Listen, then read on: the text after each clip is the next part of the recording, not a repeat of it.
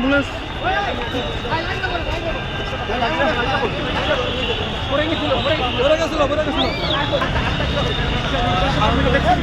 এবং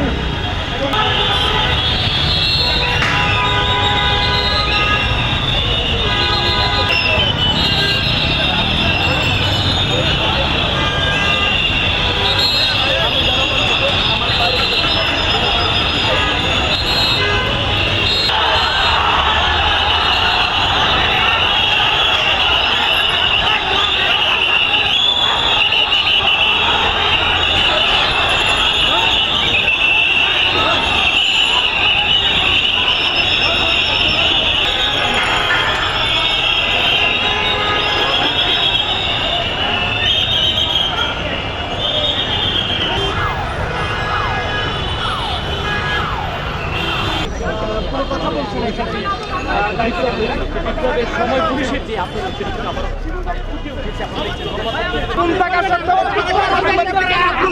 শিক্ষার্থীরা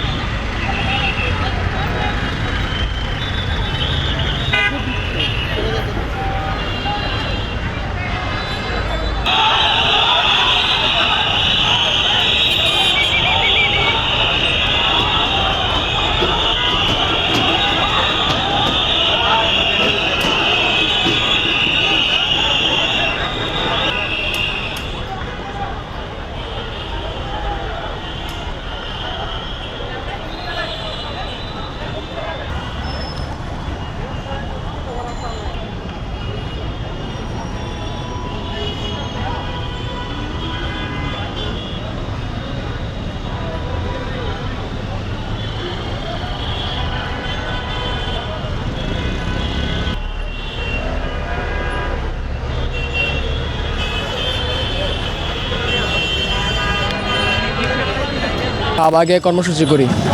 আমরা আলটিমেটাম দেই। আমরা গত 22 তারিখ আমরা প্রোগ্রাম করছি শাহবাগে। ওখান থেকে বলছে, শাহবাগ থেকে আমাদের মিটিংয়ে নিয়ে গেছিলো সচিবালয়ের মিটিংয়ে নিয়ে যাওয়ার পর বলছে 7 দিনের মধ্যে আমাদের সকল দাবি মেনে নেবে, এবং আমরা 7 দিনের আলটিমেটাম দিয়েছিলাম যে 7 দিনের মধ্যে যদি দাবি না মেনে নেয় তাহলে আমরা লং মার্চের কর্মসূচি দিব। সেই পরিপ্রেক্ষিতে আজকে আমরা লং মার্চের কর্মসূচি দিই। তারপর আজকে আমরা শাহবাগের বাংলাদেশের সকল জেলা থেকে শাহবাগে অবস্থান নেই। তারপর আমরা বিকেল 4টা পর্যন্ত সচিবালয়ের সময় দেই যেন আমাদের সকল দাবি মেনে নেয়। তারপর যখন আমাদের দাবি মেনে না নেয় আমরা সচিবালয়ের দিকে অগ্রসর হই। তখনই আমাদের সাউন্ড গ্রেনেড মারে পুলিশ, তথাকথিত শুধু আমাদেরকে অতর্কিতভাবে আমাদেরকে হামলা করে, আমাদেরকে আহত করে। যে অবস্থা করেছে, আমাদের প্রায় 50 থেকে 100 জনের মতো আহত হয়েছে, এখনও কোনো হিসাব করতে পারি নাই। আমাদের কয়েকজন হাসপাতালে ভর্তি আছে, হাসপাতালে চলে গেছে অনেকেই। আমাদের তো প্রতিনিধি দল সচিবালয়ে যাওয়ার কথা ছিল, গেছিল, কিন্তু ওইখান থেকে আমরা কোনো আশানুরূপ ফল পাই নাই। তারা আমাদের কোনো পক্ষে কথা বলে না।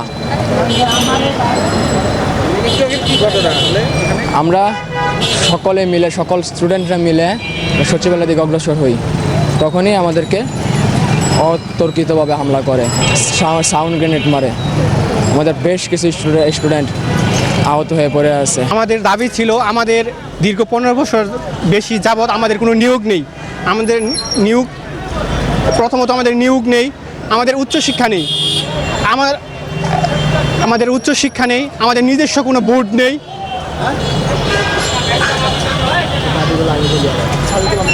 আমাদের কোর্স কারিকুলাম আর প্রতিষ্ঠানিক নাম চেঞ্জ করার বিষয়ে আজকে আমরা শাহবাগে অবস্থান করেছিলাম।